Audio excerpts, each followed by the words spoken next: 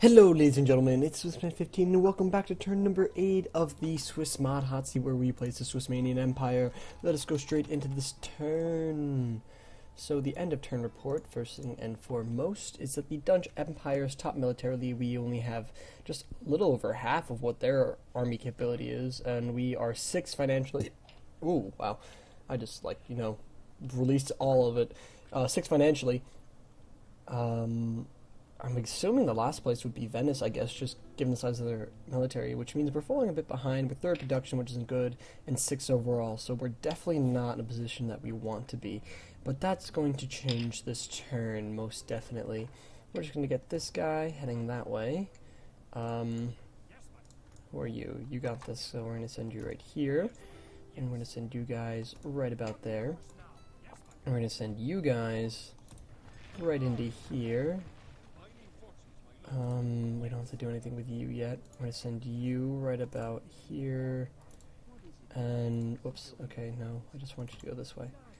Go up. Ooh, King Davies besieging this place. I think it's Nicolo, if I remember correctly. Alright, so now I'm pretty sure we can take both Bismarck and Augustus this turn, if my calculations are correct and everything I know is correct. And I have to cough really badly right now, so I'm going to mute my microphone. Well, that was fun. Enjoy the little pause where you get to look at the map and everything. So we're just going to take the Bismarck, and Bismarck is going to be an excellent place to have, so we're going to automatically resolve, and we get it. Yay us, we own Bismarck, which is now over half this central island according to victory conditions, so we're going to bang a few heads on our way in, and we now own Bismarck. Yay us. And, ooh, we got a... Is that our leader? Yeah, Basilius Constantine. Wow, he's got a lot of authority. Capable of making men willingly follow cause to their demise. Demi-seized? To their demi-seized. He's not very good at command yet, but he's working on it. It's a work in progress. Okay. So, I mean, he's decent. Got 3 stars. Now, at the same time, we can also take Augustus. Yes, Augustus is now ours. Bang a few heads on the way in, get all the monies, trait increase. Despot Alexis is now a little bit better of a commander. He's got 4 stars, which is nice. Helps us win battles and such. Now, Augustus can't really grow without farms and him inside, so what we're going to do is just get these farms and everything else, pretty much. I mean, let's just see. Everything but those guys, these 2, are going to go right about here and head towards Sun Tzu. Hold on.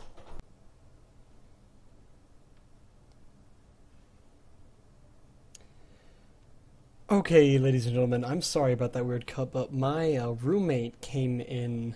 Of course, that is going to be an ever-constant theme as living in a dorm in college, is that my roommate occasionally has to come into the room, so that's when I usually stop it. So, anyway, where we left off, we had just moved this army here to send to Sun Tzu, which we're going to hopefully take the next turn, and hopefully we can get some troops in here. We're going to build farms, because without him, you can see here, there'll be no upgrade whatsoever, so we want to make sure that their population is growing. This is our biggest castle with 3,050 population. This is only 2,600, and this one's only 2,700. And this one's only like 800 or something. Yep, only 800 down here. So yeah. Other than that, we're going to get this forced to consolidate a bit. We have this, these troops here, some of them that are going to go in here. This fleet's going to go right there. This fleet, I feel like we're going to get right about there. You guys are going to catch up. Just combine it, so now we got like 3 pretty good fleets in this area. Stupidly enough, we don't have anything on this side, but what we can do is we're going to build a fleet here. So we'll have that one just to keep transporting. Oh wait, we have a spy, I just remembered, so we're going to bring this spy around here. I know that after we take Teddy Roosevelt, I want to build a fort probably around here just for the defense of this area. If we keep a fort here with a fleet, it can defend. It can go defend Frederick II really quickly. Washington, Cavour, Teddy Roosevelt, Bismarck would be out of range, but you know, it'll be good for defending this entire area, having a grip on the area, just with the main island army, especially if we have cavalry there. So that'll be nice. Now what we want to do is just get pretty much all of these troops, the exclusion of one of these peasants, because this is what is going to keep Bismarck under our control when we get these guys to move in the next turn.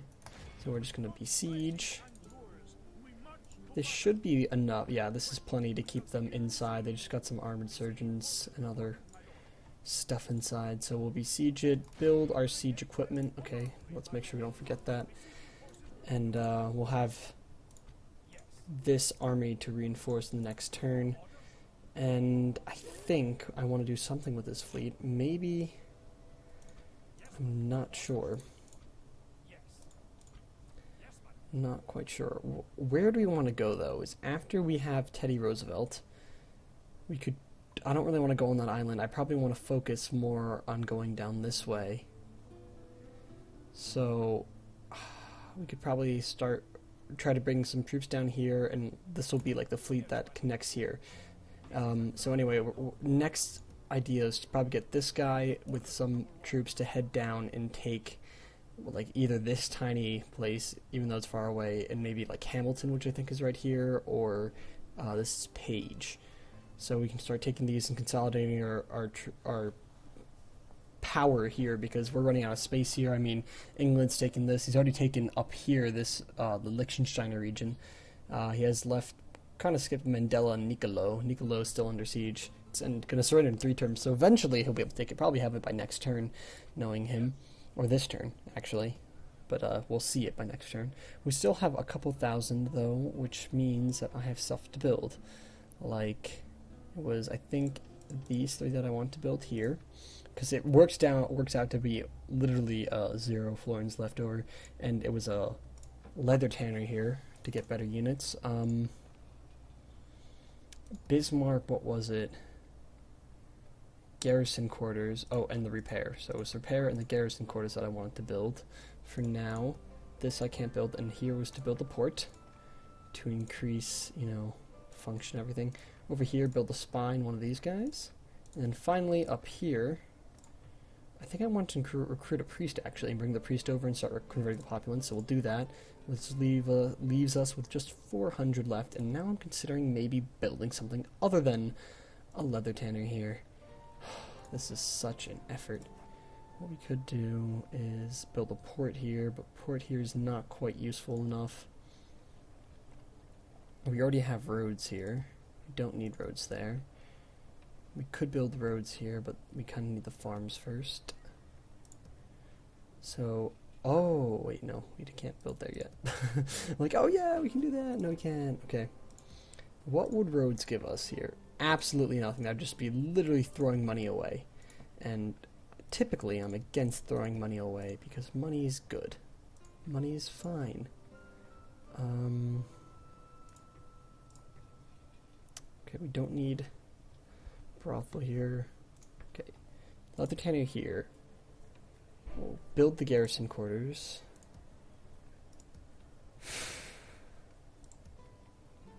I mean, I really don't need roads here, which is why I'm kind of concerned of, like, what do I want to build instead? Well, we're going to need troops here, so let's build some town militia. That is what we'll build. Hold on, I really gotta cough. God, I hate being sick. There's so many sicknesses going through. I just, like, got cured of one, and now I have a new sickness. I'm like, oh, great.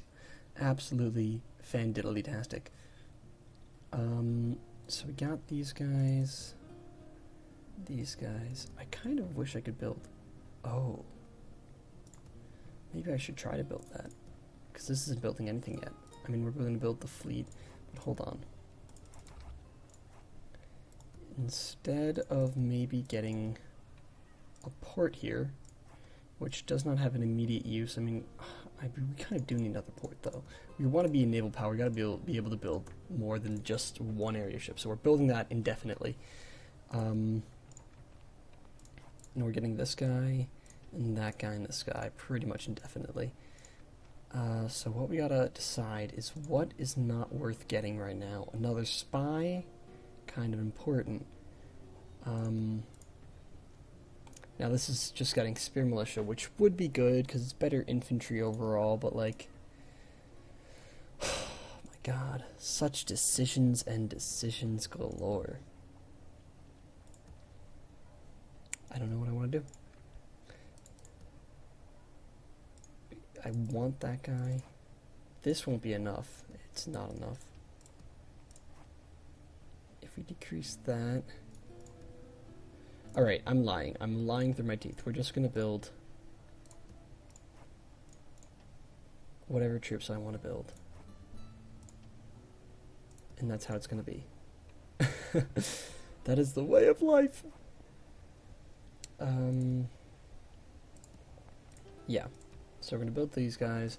We'll have 170 left over. We're going to build that ship and just use it to like bring troops from Wilson down and maybe get one of these ships as well. Now this one, on the other hand, has no place up here anymore.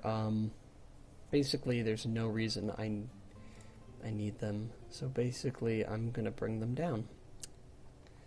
I really wish I didn't have to build that last ship, but, you know, I feel like the Navy's important. Having a strong Navy is important right now. I kind of want to keep it in an area where it can make sure that the peace and love and these guys are not coming anywhere down south. This is why I want them up here, so I'm going to just keep them stationed down here. I know that, yeah, the HRE is besieging them, so we can just keep an eye on, see if he's actually taking Napoleon here, and just sort of watch it, make sure he doesn't come this way. Use our fleets for that purpose, I guess. Alright, so that is the executive decision. We're going to build a bit of an army here to head and start taking this area, and maybe send some troops down from, like, Cavour over here, which is going to have a farm next turn, which will be very nice when we can actually start using this and, you know, increasing our population, because we've got mostly small cities around here. Like, I've got all these tiny little shits on islands. I mean, Augustus was pretty big. It's one of our biggest places now, which is going to be good. Sun Tzu doesn't seem like it's going to be too much, but also we do need to increase our priesthood and stuff, because we got a lot of heretics. Over here is when the Catholics start getting a lot. You can see there's 35% Catholic. Joseph, I'm pretty sure, has a good amount too. Oh, 10%. Because I tried to make it, like, phase it in. Like, Orthodoxy was really big around here. Like, all of these were exactly equal, but, like, this island, that island had good numbers. Orthodoxy extended from here to here and sort of faded out here, where Islam came in, which is big here and also here. Yeah, it was a lot of work when I made the mod. So, yeah, I know where the religion is predominant, and I want to make sure that we can keep control and probably spread our own religion, make sure that maybe you can force other people to have a harder time taking over our territory while fighting a war, that they have to leave back troops for maintaining public order and such, if you get it close to like 100% orthodoxy and such. Other than that, I really like, now that we have a bit of an enclave here, our capital's still here, so I'm considering it might have to move to Cavour, but I feel like that'll decrease our profits. Wait, 112 is less. That is most definitely less. So we have a new capital, if I am not mistaken. Why can I? Here we go. Capital 133. Yep. So we have less corruption now. If you're wondering what I was talking about when I said those numbers, corruption down right over here is now less, giving us a little bit more money, 4,000 next turn, which is very, very nice, because it's probably just the addition of Augustus and Bismarck and the death of troops. And then if we take Teddy Roosevelt, we'll have a nice city here. I don't know the population or anything, but I think it's pretty big. Hopefully it'll help us. And, you know, again, start fostering trade in this area and just have this nice post. And I'll probably send this guy down to build a fort here, and again, for the defensive purposes. Now let's just take a quick look at the stats. So, Turks are skyrocketing. They have taken all the former land of the HRE pretty much over here, besides Kaiser, he's now like this northern raider, and he promised not to attack me, and he seems like he'll be on my side, but if I have to, I can easily crush him. But he wants to go after someone. I think he's going to go after Russia. So, you can see we sort of flatlined to stop our decline. Next turn we should be going up. now that we finally have places again and we built back our army. It seems that the Moors are going up while the Venetians and the English are crashing a bit, and Russia's leveling out as well. Militarily, oh yeah, the Venetians went down. I'm guessing that maybe the desert hobos, the Moors, attacked them. The new Dutch Empire going down. We are still pretty solid militarily. Like, we're in the middle. We're tied with the English and got more than the Turks. I want to make that bigger and try and make our army as strong as humanly possible. But I want to avoid fighting actual humans until I actually have to, because I don't know how fighting peace and love would actually go. And I think our positioning is pretty good to avoiding war with the English for now, who could attack us, theoretically. It's just that if he does, we got a lot of inland cities, and then we have the coast, and we have the sea advantage completely. If he comes toward us, we have a defensive advantage. So I'm trying to avoid war with him is the idea. Production-wise, we were way up here, and yeah, we actually lost a lot of cav. I see a lot of troops dead here. Not fun. I want to have strong army. No one cares production, but territory-wise, the Russians up at 12, so they got 4 more than we do. We are now at 8, which is nice because we just everyone's sort of converging at 6, but we'll be going up in the next turn and being up at 8. Someone else will as well, but the HRE is down at 1. Poor guys, poor Northmen, the poor Northmen. Yeah, so we can start catching up to the Russians, who have a lot of small settlements. They have all these tiny islands, pretty much. Financially, the Northmen, that's where they dominate. They got all the money because they have nothing else.